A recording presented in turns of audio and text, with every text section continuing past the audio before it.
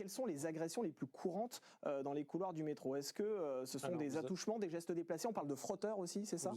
Oui, vous avez des frotteurs, vous avez beaucoup d'exhibitions sexuelles, vous avez malheureusement aussi des viols. Ouais. Ça arrive, je ne vais pas vous dire très régulièrement, mais quand même Et pourtant, régulièrement. il y a du monde, c'est ça qu'on a du mal à comprendre. Il y a du monde dans les couloirs du métro. Ça dépend des horaires, ça dépend du type. Et puis vous avez des individus qui ont un mode opératoire bien précis, qui sont un peu habitués. Voilà. Après, nous, côté police, je sais que depuis 2 ans, notre organisation syndicale Unité s'est battue pour renforcer les effectifs des brigades de réseau francilien. Ouais. Chose qu'on a réussi à faire juste avant les JO, en début juillet. On a eu plus d'une centaine d'effectifs en renfort. Donc on essaie de dissuader avec des effectifs en tenue dans les transports en commun, dans toute l'Île-de-France, et avec des effectifs en civil pour interpeller aussi. Il n'y en a également. Pas beaucoup, honnêtement. On en voit quand même assez rarement des effectifs de police en tenue, en tout cas dans les transports en commun. Sur la banlieue, c'est très difficile. Vous savez, c'est des millions et des millions de franciliens qui circulent, donc c'est très difficile. Par contre, dans Paris, vous les voyez quand même assez régulièrement. Ouais. Après, et ce sera à nous de nous adapter, à nous d'évoluer. Maintenant, en dehors des transports en commun, on a aussi beaucoup évolué. Vous avez le téléphone danger qui a été mis en place, qui est très très efficace. Ouais. J'ai revu, avant de venir sur votre plateau, un sujet du Figaro début février 2024, où des collègues de la BAC de Noisy-le-Grand avaient été appelés par une femme qui avait utilisé ce téléphone-là. Elle était enfermée chez elle avec sa mère et ses 2 enfants. Elle a vu dans l'œilleton son ex-conjoint qui venait chez elle. Et du coup, les policiers sont arrivés, ils sont tombés nez à nez avec lui au niveau des escaliers. L'individu leur a tiré dessus. Ah oui. Il y a eu un collègue qui a été blessé. Les collègues ont été obligés d'utiliser leur arme de service. L'individu est décédé. Est-ce qu'on ne peut pas imaginer qu'il y ait plus de... Mais je me permets, je voulais dire justement qu'on a conscience, nous, policiers, qu'au niveau de violence, on a quand même passé un palier vraiment au-dessus. Et là, vous rendez compte, les individus viennent avec une arme de poing voir son ex-conjointe, et qui était connu déjà des services de police. Il avait été condamné en 2019. Il devait être encore condamné en 2024. Mais voilà, donc là, il y a un vrai sujet aussi sur la réponse pénale. C'est pareil. Il va falloir vraiment qu'on évolue par rapport à ça. Est-ce qu'on ne peut pas imaginer davantage de policiers en tenue dans les couloirs du métro? Ça permettrait peut-être de dissuader certains fauteurs de troubles, certains agresseurs de passer à l'action, non? Ah oui, moi je signe tout de suite. En fait, on l'a vu pendant les JO. C'est très simple. C'est vrai qu'il y en avait beaucoup, vous avez raison. De respect à mes collègues publics aussi, mais plus vous mettrez de bleu sur la voie publique, plus vous mettrez de bleu dans les transports en commun, et plus ce sera efficace. Et alors qu'est-ce qu'on attend? Pourquoi on ne le fait pas? Parce qu'il faut des moyens. Aujourd'hui, il y a encore quelques semaines, et j'ai toujours pas de réponse. On ne sait même pas quelle voiture on va avoir en 2025 parce qu'on n'a pas de budget. Au niveau police, on ne sait pas si on va avoir des voitures.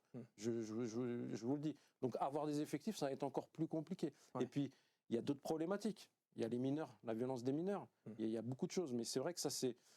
Par contre, pour le coup, moi, ça fait 27 ans que je suis dans la police. Je peux vous dire que depuis 20 ans, on essaie d'évoluer, on fait des efforts. Avant, moi, j'ai fait des interventions où les femmes, elles ne voulaient pas qu'on interpelle leur mari. Elles avaient une tête comme ça, elles ne voulaient pas qu'on interpelle.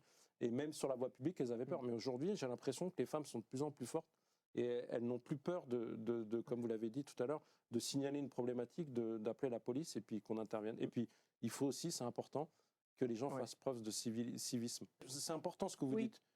J'ai fait chef de poste, vous savez, la nuit quand la femme arrive pour déposer plainte, elle vient de se faire agresser, c'est le chef de poste qui prend en considération. Je vous assure que le garde à vue, je ne remets pas en cause les droits du garde à vue, mais lui, il a des repas.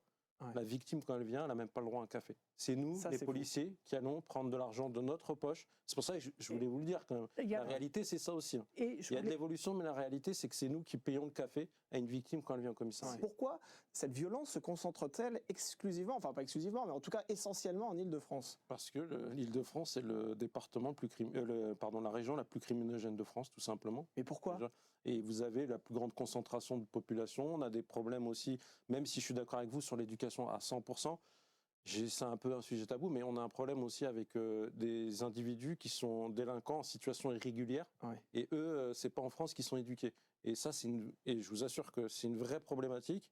Des fois, on a des règlements de compte, mais des fois, on a aussi des ventes à la sauvette, mais on a aussi beaucoup d'agressions sexuelles. Encore récemment, on l'a vu sur la gare de Cergy dans le 95, vous pouvez le voir dans n'importe quelle banlieue, et puis souvent, très souvent, ces individus qui reviennent sur le devant. Lorsqu'une personne victime d'attouchement porte plainte, est-ce que c'est facile pour les enquêteurs de retrouver les auteurs de ces attouchements et de... On en a parlé, je crois, tout à l'heure. La vidéoprotection, oui, vous en avez parlé. Pour nous, c'est facile, c'est plus simple quand on a de la vidéoprotection parce qu'à Paris, vous savez comment on est nous, comment nous sommes, nous Parisiens, on fonce, on est très speed. Je crois que les deuxièmes derrière nous, qui sont devant nous, c'est les New-Yorkais. Sinon, dans le monde, je crois qu'on est les plus rapides. Oui, donc, en fait, les gens sont pas trop solidaires. Ça regarde pas autour de soi, donc du coup vous avez très peu de témoins dans ce type d'affaires, donc c'est difficile pour nous parce que dans les affaires de disparition, d'agression ou d'homicide, c'est l'enquête de voisinage qui fait la différence.